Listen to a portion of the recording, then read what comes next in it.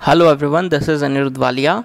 तो surface chemistry lecture number 9 में आज अपन बहुत इंपॉर्टेंट चीज़ों के बारे में बात कर रहे हैं, जहां से हर साल बोर्ड में और कंपटीशन में क्वेश्चंस आते ही आते हैं। That is very famous Hardy Schulze rule, gold number और इमल्शन। और इसी के साथ हम थ्योरी को वाइंड अप भी करने वाले हैं। सबसे पहले स्टार्ट करते हैं हार्डी-स्क्यूज रूल। क्या बोलता है ये हार्डी-स्क्यूज रूल? बहुत आसान है। देखना, according to this rule greater is the valency of coagulating ion. जितनी ज़्यादा वैलेंसी उतना ही ज़्यादा उसका पावर प्रेसिपिटेशन करवाने का। जिसका ज़्यादा वैलेंसी, आप ऐसा समझना, जिस पे जितना ज़्यादा चार्ज उसका उतना ही ज़्यादा टेंडेंसी है प्रेसिपिटेट करवाने का। सिर्फ यही है हार्डी-स्क्यूज रूल। कैसे देखेंगे, आइए बात करते हैं। सिर्फ opposite charge attract each other वाली टेंडेंसी पे काम करता है। मान लो कि आपके पास एक पॉजिटिवली चार्ज्ड सोल है। लेट्स से मैं पहला पॉइंट लिख रहा हूँ, in case of positively charged sol. आपके पास क्या है, कोई पॉजिटिवली चार्ज सोल है, ठीक है। मान लो मेटल का हाइड्रोक्साइड है या ऑक्साइड है। तो कोएगुलेटिंग वैल्यू, सॉरी, सबसे पहले कोएगुलेटिंग पावर की बात करते हैं। कोएगुलेटिंग पावर क्या रहेगा? Coagulating power of अनायन। मान लो 3-4 अनायन मैंने लिख दिए, FeCN6 लिख देता हूँ, 4- एक लिख देता हूँ पहले फॉस्फेट लिख देते हैं, फॉस्फेट आयन। एक लिख दिया सल्फेट आयन और एक लिख दिया क्लोराइड आयन। आपके पास पॉजिटिवली चार्ज सोल है, तो कौन से अनायन का सबसे बढ़िया टेंडेंसी रहेगा प्रेसिपिटेट करने का? जिस पे जितना ज़्यादा चार्ज उसकी टेंडेंसी कोएगुलेशन करने की उतनी ही शानदार। तो सर, कोएगुलेशन करने की टेंडेंसी यानी कोएगुलेटिंग पावर की टेंडेंसी क्या रहेगी? 4-, 3-, 2-, 1-। जिस पे जितना ज़्यादा चार्ज। ठीक है, अगला पॉइंट, मान लो in case of negatively charged sol. Questions भी करेंगे ऑब्जेक्टिव, बहुत सारे ऑब्जेक्टिव क्वेश्चंस करेंगे, टेंशन ना करें। मैं ऐसा लिख रहा हूँ, कोएगुलेटिंग पावर ऑफ कैटायन की कोएगुलेटिंग पावर का ऑर्डर क्या रहेगा बताना? Al3+ है, बेरियम 2+ है, सोडियम प्लस है। सर, अब की बार नेगेटिवली चार्ज सोल है, opposite charge attract each other. जब opposite charges attract each other, तो मैं क्या ऐसा बोल दूं कि कोएगुलेटिंग पावर का ऑर्डर रहेगा aluminium 3+, then barium 2+, then sodium plus. This is the order. हर बार सवाल पूछे जाते हैं, हर बार, इंपॉर्टेंट। आप लोगों को वैसे हालांकि मैंने ये लिखवाया भी था, फिर से लिखवा देता हूँ। क्या? Coagulating power is inversely proportional to coagulating value और पावर इन्वर्सली प्रोपोर्शनल थे। लास्ट क्लास में बात भी हो रखी है। Clear everyone? और इस पे क्वेश्चंस कैसे आते हैं, आइए कुछ 2-4 क्वेश्चंस की पहले बात करते हैं। मान लो, हालांकि ये तो क्वेश्चन नंबर 1 है, जिसको अभी थोड़ी देर बाद देखेंगे। हम क्वेश्चन नंबर 2 पर चलते हैं। क्वेश्चन नंबर 2 और 3 करते हैं पहले। Which of the following is most effective in coagulation of arsenious sulphide? 4 options आप लोगों के पास हैं, K+, Mg2+, Al3+, carbon. Most effective कौन होगा कोएगुलेशन करवाने में? Arsenious sulphide. आप मुझे सोचकर बताएं, अर्हीनियस सल्फाइड कैसा सोल है? Sir, sulphide sol, sir negative sol. बिल्कुल शानदार, बिल्कुल शानदार। जब ये नेगेटिवली सोल है, नेगेटिवली चार्ज्ड सोल है, तो हमें कैटायन वो चाहिए जिस पे जितना ज़्यादा चार्ज हो। तो क्या हमारा आंसर सी हो जाएगा? C is the right answer. Opposite charge चाहिए मोस्ट इफेक्टिव कोएगुलेशन के लिए। ठीक है, क्वेश्चन नंबर 3 देखें, खुद से एक बार ट्राई करें। विच of the following ions is most effective in coagulation for ferric hydroxide? Sir, metal का हाइड्रोक्साइड कैसा सोल है? मेटल का हाइड्रोक्साइड पॉजिटिवली चार्ज्ड सोल है। तो मोस्ट इफेक्टिव कौन होगा कोएगुलेशन के लिए? जिस पे जितना ज़्यादा नेगेटिव चार्ज हो। तो मैं क्या डी ऑप्शन को टिक कर दूं, सल्फेट आयन। शानदार। अगले क्वेश्चन पे चल रहे हैं। क्वेश्चन नंबर 4 देखो, ये तो आसान सा है। साइज ऑफ कोलोइडल पार्टिकल्स रट गया होगा, आंसर कर देना। क्वेश्चन नंबर 4 का आंसर कमेंट करेंगे, कमेंट।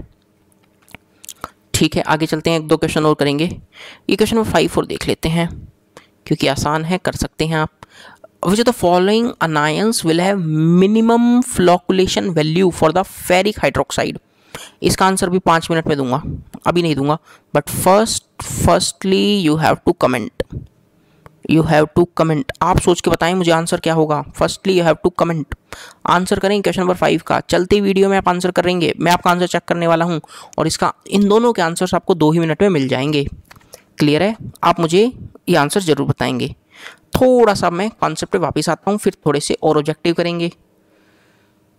सबसे इम्पॉर्टेंट, सबसे बेहतरीन, बहुत सारे लोगों को डाउट भी आता है बट अब कोई डाउट नहीं आएगा। मैं एक टर्म डिफाइन करने जा रहा हूँ, दैट इज़ गोल्ड नंबर। बहुत सारे लोग डरते भी हैं कि सर गोल्ड नंबर टफ है, आज तक समझ में नहीं आया। आज के बाद कभी डाउट ही नहीं आएगा। सबसे पहले gold number is defined for lyophilic colloid. Lyophilic colloid बहुत आसान है, समझ जाओगे आप क्योंकि समझदार हैं आप सब। Lyophilic colloid is nothing but protective colloid.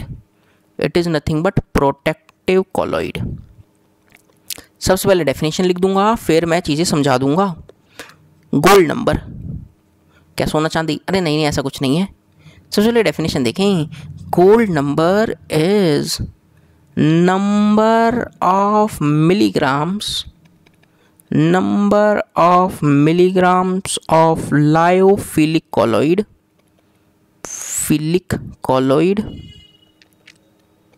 added in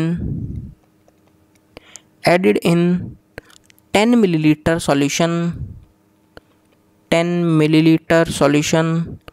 to stop coagulation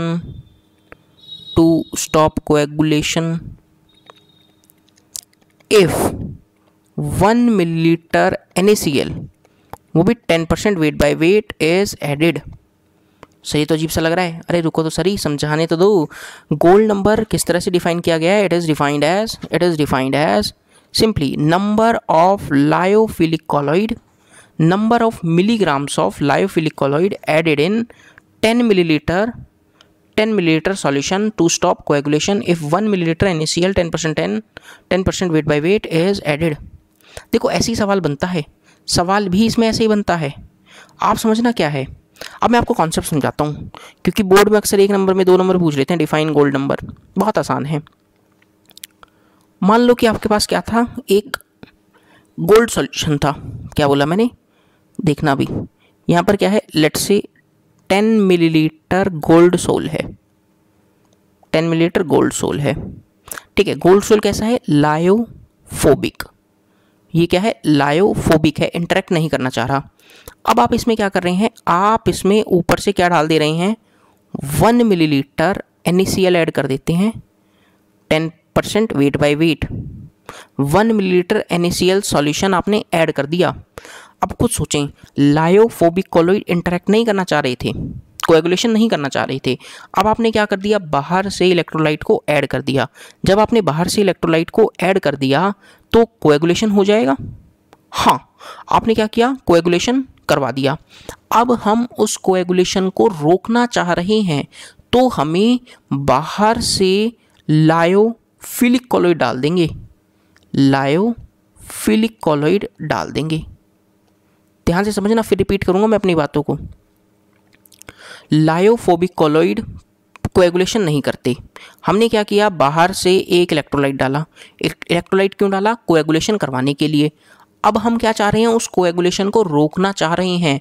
तो जितना मिलीग्राम, लेट्स से हमने कोएगुलेशन रोक दिया x मिलीग्राम लायोफिलिक कॉलॉइड को डालते हुए, तो x और कुछ नहीं, गोल्ड नंबर ही है। x is nothing but gold number. Definition दोबारा पढ़ें। Gold number is defined as number of milligrams of lyophilic colloid added in 10 millilitre solution, ये 10 मिलीलीटर का सॉल्यूशन है, टू स्टॉप कोएगुलेशन को रोकने के लिए। कब? यदि 1 मिलीलीटर NaCl को ऐड कर दें तो क्या हो जाएगा, कोएगुलेशन रुक जाएगा। थोड़ा सा फील आया बता दीजिए। हाँ सर आ गया, ठीक है। अब मैं तो ये गोल्ड नंबर का फॉर्मूला भी लिख देता हूँ, आपको समझना है तो देख लीजिए। मैं लिख देता हूँ, देखो, gold number is nothing but number of milligram of protective colloid. Protective क्यों? ये लायोफिलिक कॉलॉइड को प्रोटेक्टिव कॉलॉइड क्यों लिखा है? क्योंकि ये कोएगुलेशन को रुकवा रहा है, टू स्टॉप द कोएगुलेशन। तो number of milligram of protective colloid divided by volume of solution, volume of solution in millilitre into 10। Clear है? 10 क्यों? क्योंकि 10 मिलीलीटर हम सॉल्यूशन ले रहे हैं। क्या इतना बात पता लगा? अब देखना, अब मैंने यहाँ पे एक फॉर्मूला सा लिख रखा है, बहुत ही आसान से आप खुद ही बता देंगे। क्या? Protective power is inversely proportional to gold number. Remember आप ये नोट्स को प्रॉपर बनाते रहेंगे दोस्त। क्यों याद करने के लिए बोल रहा हूँ, ध्यान से समझना। किसी की प्रोटेक्ट करने की पावर ज़्यादा है यार, वो आसानी से प्रोटेक्ट कर लेगा, तो उसके लिए हमें ज़्यादा, अरे गोल्ड नंबर यूँ सोचो कुछ है नहीं, गोल्ड नंबर ये है कि आप कितना मिलीग्राम लायोफिलिक कॉलॉइड डाल रहे हैं। जब उसकी प्रोटेक्ट करने की पावर ज़्यादा है तो आपको ज़्यादा लायोफिलिक कॉलॉइड डालना पड़ेगा या कम? सर जब उसकी प्रोटेक्ट करने की टेंडेंसी ज़्यादा है तो हमें लायोफिलिक कॉलॉइड कम डालना पड़ेगा। कम डाला तो मतलब क्या हो गया? कम डाला तो मतलब क्या हो गया कि गोल्ड नंबर का वैल्यू कम है, क्योंकि लायोफिलिक कॉलॉइड जितना मिलीग्राम डाल रही हैं, लायोफिलिक कॉलॉइड जितना मिलीग्राम डाल रहे हैं वही तो उसका क्या है? गोल्ड नंबर है। समझ रहे हैं आप मेरी बातों को समझ पा रहे हैं? तो gold number is inversely proportional to protecting power. Remember, एक छोटा सा न्यूमेरिकल करते हैं, that will give you the clarity, more clarity. If 20 milligram of colloid, 20 milligram of colloid is added in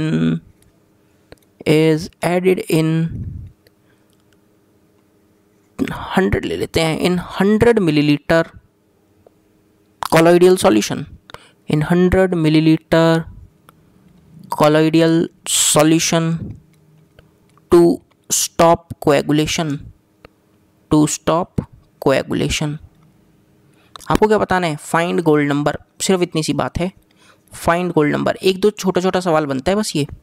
20 milligram colloid को डाल दिया इन 100 मिलीलीटर कॉलॉइडल सॉल्ट में, आप गोल्ड नंबर बताएंगे? आप मुझे गोल्ड नंबर बताएंगे? एक बार खुद से ट्राई करें। चलो वो हम करते हैं, आई होप आपने कर लिया होगा। गोल्ड नंबर क्या हो गया है? गोल्ड नंबर कितना ग्राम डाला है? 20 मिलीग्राम डिवाइडेड बाय कितना मिलीलीटर सॉल्यूशन है, वॉल्यूम कितना है? 100 इंटू क्या कर दूं? 10 कर दूं। कितना हो गया ये? 2 हो गया। गोल्ड नंबर देख लीजिए, तो 2 क्या हो गया? इसका गोल्ड नंबर हो गया है। ध्यान से देखें दोबारा मैंने क्या किया है, ये रहा फार्मूला अपने पास। Number of milligram of protective colloid कितना था, वो कितना मिलीग्राम डाला? 20। कितना वॉल्यूम सॉल्यूशन का है? Volume solution is 100 into 10, answer आ गया 2। तो गोल्ड नंबर कितना आ गया? 2। ये गोल्ड नंबर है। छोटा छोटा सवाल, एक छोटा सा सवाल हम भी पूछ लेते हैं, जो कि है question number 6। Gold number of some lyophilic sols आपको दे रखे हैं, casein, haemoglobin, gum arabic, sodium oleate, which is having the maximum protecting power. अभी सीख के आए हैं, अभी सीख कर आए हैं, protecting power is inversely proportional to gold number. तो जिसका मैक्सिमम प्रोटेक्टिंग पावर किसका होगा? जिसका गोल्ड नंबर का वैल्यू सबसे कम होगा। तो इसमें सबसे कम वैल्यू किसका है? ए ऑप्शन का है, फर्स्ट का है 0.01, तो ए आंसर हो गया। Clear everyone? आइए अब आपका जो होमवर्क दिया था मैंने, आपने कमेंट कर ही दिया होगा। मीनवाइल मैं क्वेश्चन नंबर 5 को डिस्कस करने जा रहा हूँ। क्वेश्चन नंबर 5 का आंसर क्या था? ध्यान से सुनना। विच of the following anions having minimum flocculation value for ferric oxide है? Fe2O3 है। सर कैसा है? मेटल के ऑक्साइड्स, हाइड्रोक्साइड पॉजिटिवली चार्ज होते हैं, पॉजिटिवली चार्ज सोल हैं, पॉजिटिवली सोल हैं, पॉजिटिवली चार्ज सोल। हमें अनायन चाहिए, हमें अनायन चाहिए जिस पे चार्ज बहुत बेहतरीन हो, हमें अनायन चाहिए जिस पे चार्ज बहुत बेहतरीन हो, डी ऑप्शन। पर ये तो सर मिनिमम है। अरे दोस्त अभी देखो लिखवाया भी था। हम जो यहाँ पर फाइंड कर रहे हैं, वो कोएगुलेटिंग पावर या फ्लोकुलेटिंग पावर पूछ रहे हैं, और इन्होंने क्या लिखा? वैल्यू लिखा। मिनिमम कोएगुलेटिंग वैल्यू यानी minimum flocculation value means maximum coagulating power, इन्होंने मिनिमम फ्लोकुलेशन वैल्यू लिखा है, मतलब क्या हो गया? अरे मैक्सिमम पावर ही तो चाहिए आपको, मैक्सिमम पावर ही तो चाहिए, तो आंसर डी होगा। दिख गया, 5th का आंसर डी है। अच्छा एक क्वेश्चन और दिया था, size of the colloidal particles में वेरी फ्रॉम, अरे बहुत आसान, कुछ सोचना ही नहीं। ए ऑप्शन 1 to 1000 नैनोमीटर, 1000 बार मैं खुद बोल चुका हूँ ये चीज़ तो। ठीक है। अरे सर क्वेश्चन नंबर 1 भी रह गया। अरे तो 1 को भी निपटा देते हैं, नेकी और पूछ पूछ। Gold number of lyophilic sol is such property that, gold number में lower is its value greater is the protecting power. अभी सीख के आए हैं, gold number is inversely proportional to protecting power. Answer क्या हो गया? सी इसका करेक्ट ऑप्शन हो गया। दिख गए ये छोटे छोटे क्वेश्चन? आई होप ये छोटे छोटे क्वेश्चन दिख गए होंगे, आसान है। तो ये रहा हार्डी-स्क्यूज रूल एंड गोल्ड नंबर का एग्जाम्पल, डेफिनेशन, कॉन्सेप्ट और न्यूमेरिकल। अब बात करते हैं इस चैप्टर के अंतिम पार्ट की, वो है इमल्शन। छोटा छोटा पार्ट है, मज़ा आपको आएगा क्योंकि आसान टॉपिक है। क्या है ये इमल्शन? मैंने आपको डिस्पर्स्ड फेस और डिस्पर्जन मीडियम में थोड़ी थोड़ी बातें बताई थी। हाँ सर, जब डिस्पर्स्ड फेस भी लिक्विड हो, डिस्पर्जन मीडियम भी लिक्विड हो, यानी liquid in liquid colloidal system को इमल्शन बोले गए हैं। बिल्कुल सही बात है। तो हम भी लिख देंगे these are liquid liquid colloidal system, that is dispersion of finely divided droplets into another liquid, but they should be immiscible. Pair of immiscible liquids is called emulsion. देख लीजिए।